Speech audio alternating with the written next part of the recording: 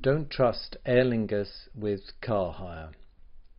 I booked a car hire through Air LIngus in June 2018 through a company called Thrifty Cars to correspond with our Air LIngus flights that were booked at the same time.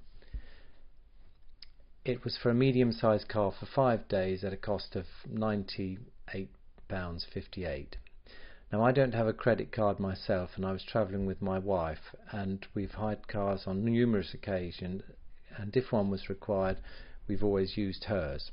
However, when we got to the airport, they refused to accept my Visa Debit card to complete the purchase, or my wife's credit card.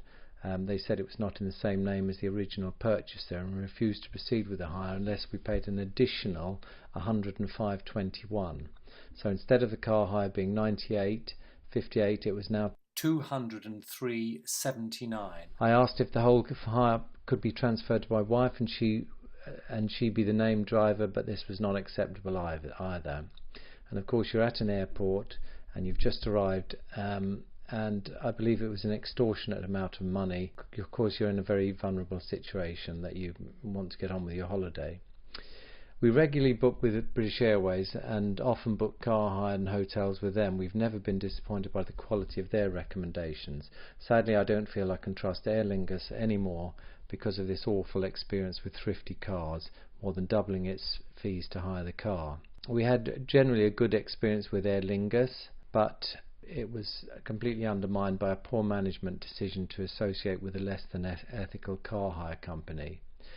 When I got back from my holiday, I made a phone call to Thrifty Cars at Knock Airport to try to understand why we were charged so much.